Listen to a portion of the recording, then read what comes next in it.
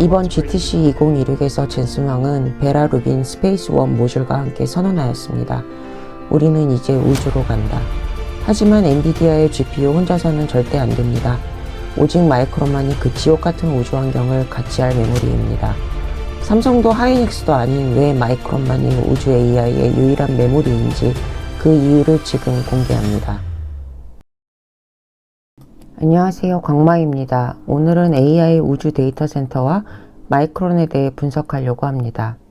우주 데이터 센터? 아직 시기상조 아니야? 라고 생각하시는 분들 많으시겠죠? 그런데 올해 스페이스X가 상장하잖아요. 얘네가 각광받는 이유도 사실 우주 데이터 센터 때문입니다. 그것 때문에 스페이스X랑 xAI도 합병한 거고요. 지금 1kg당 우주로 쏘아 올리는 비용이 2,000불쯤 되거든요. 근데 이게 2027년이 되면은 비용이 200불 정도로 됩니다. 200불 정도로 비용이 되면은요, 지상보다 우주 데이터 센터가 싸지는 임계점입니다. 거기다가 2030년쯤 되면은 1kg당 비용이 10불에서 20불 정도가 돼버려요. 당연히 지구에서 전력, 냉각, 그리고 각종 민원, 규제와 싸우느니 우주로 가는 게 낫겠다라는 생각을 하는 거죠. 그래서 빅테크들은 우주 데이터 센터를 AI의 다음 전장으로 생각합니다. 이게 먼 얘기가 아닌 게 이미 MVP들이 성공했어요. 일단 구글은 스타클라우드라고 하는 본인들이 투자한 스타트업을 통해서 세계 최초로 AI 데이터 센터를 궤도에 올렸거든요. 엔비디아랑 마이크론 메모리 탑재했고요. 이걸로 자기네 AI 모델인 젬마를 구동시키는데 성공해요. 곧 이어서 스페이스X랑 xAI도 MVP 성공을 거두었는데요. 얘네들도 우주로 데이터 센터 보냈고요. 자기네 AI 모델인 그록 동작을 성공시켰습니다. 얘네도 마이크론 메모리 사용했고요. 자, 이제 얼마나 우주 데이터 센터가 가까운 현실인지 실감이 되시죠? 근데 주목할 게 있어요. 이 두 사례 모두가 메모리로 마이크론을 사용했다는 거예요. 그럼 왜 마이크론을 사용했냐? 그건 마이크론밖에 사용할 수 있는 메모리가 없기 때문입니다. 삼성이나 하이닉스는 어쩌고 라고 생각할 수도 있는데요. 삼성이랑 하이닉스는 지상 중심의 제품군에 집중했고요. 우주 환경에 대한 대비는 현재 아주 미미한 수준입니다. 이에 비해 마이크론은 40년 넘게 축적한 국방부와 나사 파트너십을 통해서 우주에서 산전수전 공중전까지 다 겪은 거죠. 당연히 독보적인 데이터를 가지고 있어요. 이게 삼성이나 하이닉스가 얘네를 우주에서는 따라잡기가 힘든 이유예요.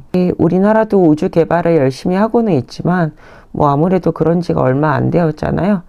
좀 한국인 입장으로서는 아쉬운 대목인데 어쩌겠어요. 우주는 왜 어렵냐면요, 세 가지 빌런이 있기 때문입니다. 고온, 그리고 고온과 저온의 극한 반복, 방사선, 이렇게 세 가지요. 처음에 고온. 우주는 절대 용도 아니야 라고 생각하실 수 있는데요. 지상이랑 다르게 공기나 액체, 대류를 통한 냉각이 불가능하잖아요. 아무것도 없으니까 복사만 가능한 환경입니다. 그래서 사실 우주 데이터 센터는 보온병이랑 똑같은 상태가 돼버려요. 열이 그 안에 패키징 돼버리는 거죠. 물론 각종 기술들이 만들어졌고 스페이스X 같은 경우에는 위성 정체를 방열판으로 만드는 방식 등을 이미 쓰고는 있는데요. 아무래도 고온이 지상보다는 문제가 심각하죠. 그 다음에 고온과 저온이 극심하게 반복되는 것도 문제입니다. 태양열이 가까이 있을 때는 엄청난 고열이었다가 태양열 없는 구간으로 가면은 엄청난 저온 상태로 가는 거죠. 그러면 이완 수축을 반복을 하는데요.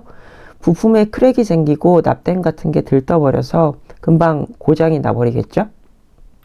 마지막으로 방사선이 제일 큰 빌런인데요.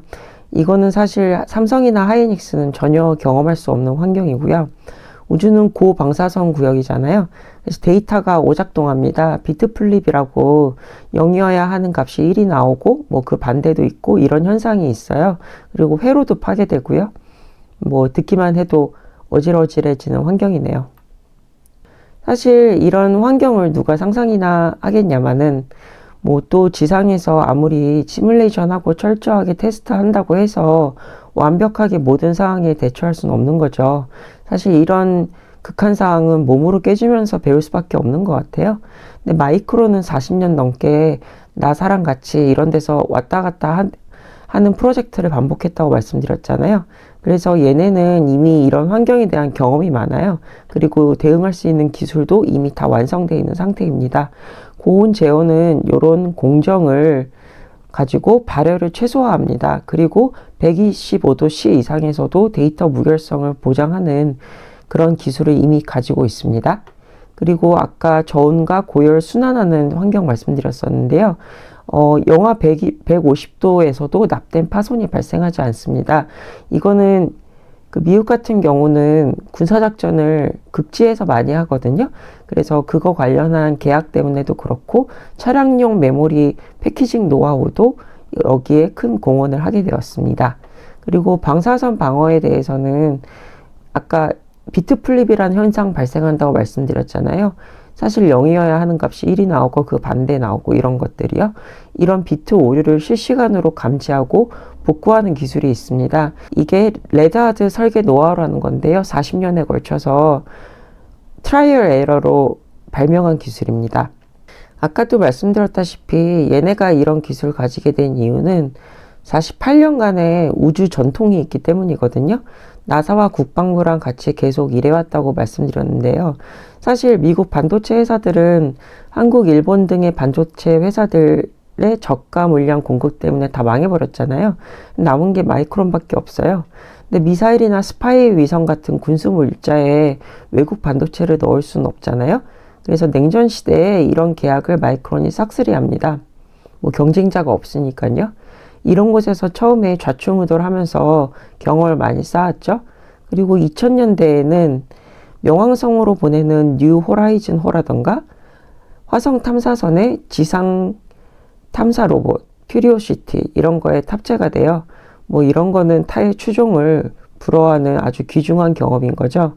그리고 아까 말씀드렸다시피 빅테크들의 우주 데이터 센터에 보내는 초기 시제품에도 다 마이크론이 들어갔어요. 이런 거는 초기 시제품 경쟁에서 우위를 점해야만 사실 끝까지 갈 수 있는 거잖아요.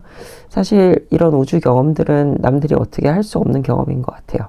얘네 본사가 아이다호 보이즈라는 곳에 있는데요. 그 옆에 나사랑 미국 국방과학연구소가 위치하고 있습니다.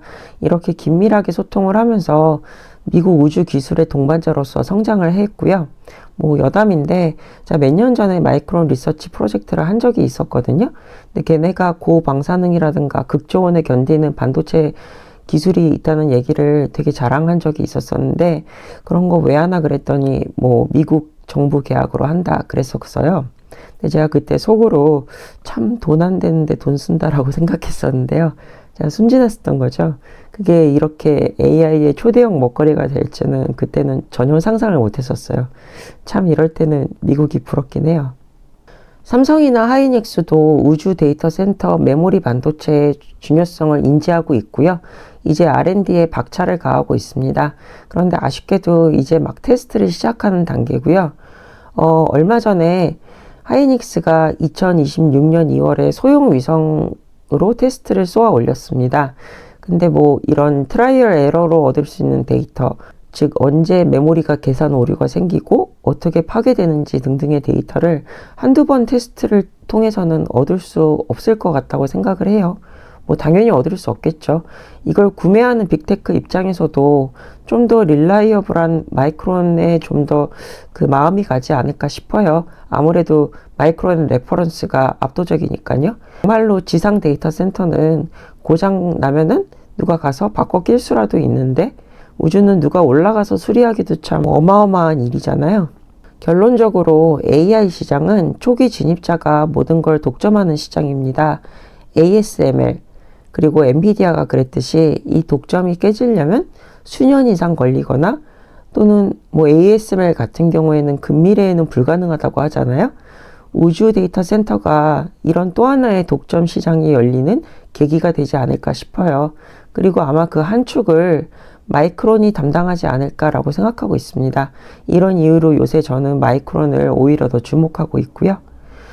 여기까지가 마이크론과 우주 AI 데이터 센터에 대한 제 분석이었습니다. 어디까지나 투자는 본인의 판단과 책임하에 이루어져야 함을 말씀드립니다. 감사합니다.